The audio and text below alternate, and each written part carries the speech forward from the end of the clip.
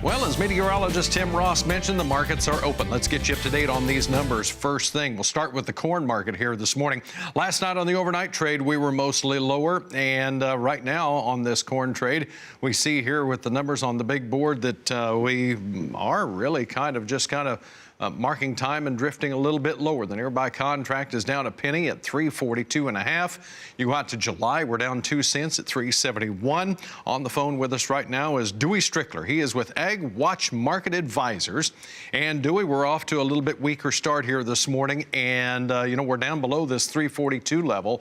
Now, where do we go to from here? Is 330, 333 a pretty good range of support?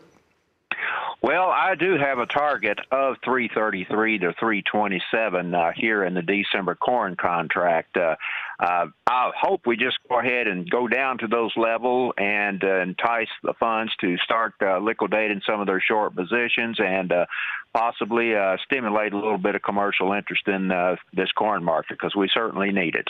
I want to take a look here at the corn chart while we're on the topic. And you mentioned going down here to this 333, 327 level. And as you look at this corn chart, this is that 327 is that's pretty strong level of support if you look at the long term and go all the way back to let's say 2 or 3 months ago. Yeah, that's exactly right. I think we'll find some pretty solid support down in that area. The problem we have now is that the funds are holding a record short position for the month of November, and there's really not much reason for them to cover their position. But as the market tracks lower, that'll give them a little incentive to take some profit. All right. Well, we mentioned that we're opening up here at 342 and in that range so far. We want to remind everybody that that is the board price, and you take out basis, you take out transportation. The cash price is much under that, and basis is quite a wide range across the United States right now. Yeah, that's exactly right. You got some areas along the river that are just pretty well, just a little bit below where the December's trading, and you've got some places, hey, they're 50, 60 cents below it. Yeah, exactly right. Let's move on and talk about the soybeans here this morning.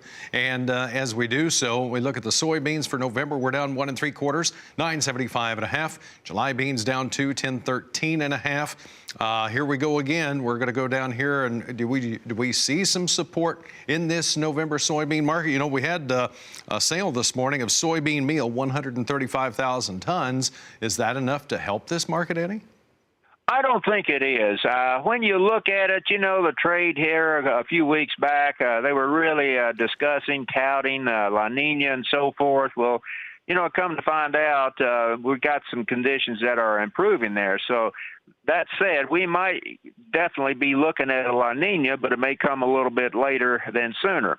The report, last week shows that, hey, we've got ample supply of beans here, and right now the market really just does not have very much to trade on, especially since conditions are improving in Brazil. All right, let's go to the wheat market then before we go to the break here. And as we do, last night on the overnight trade, we were quite a bit lower. We were 5 to 7 cents lower in the wheat market right now. July, Chicago wheat down 6 1/4 at 466 3/4. July, Kansas City wheat down 6 3/4 at 470 3/4. July, Minneapolis wheat down 11 cents, Dewey, at 652.5. Do we have a story over here? Well, we do have a story, and that is we're looking at the Black Sea region is eating our lunch regarding exports. That's the long and short of it. All right. DeweyStrickler is here with us, and when we return, we'll have a complete check of all of the livestock trade numbers. That's straight ahead here on the Market Day Report.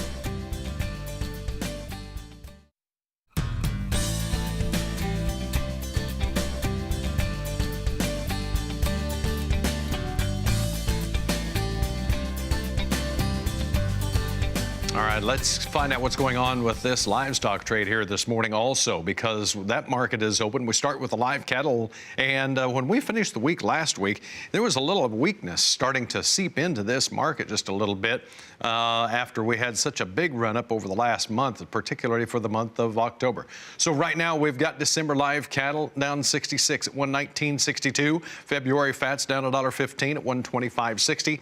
April fats down 82. November feeder cattle down 70 February at $157.78. January feeders down $1.48 at $155.70. March feeder cattle down $1.36 at $153.72. So DeweyStrickler is here with us on the phone. And Dewey, does this take the steam out of the cash cattle trade for this week? I think it does. You know, when we had the sloppy close Friday, I think that kind of took the wind out of the sails of the cash market here. So I wouldn't be surprised we're not looking at some lower trades to develop here. We don't have a great deal of demand, you know, going into ahead of Thanksgiving. The weights are rising here. So, yeah, I could see us having maybe a lower trade. Basically, was the trade looking for this much of a precipitous drop, though?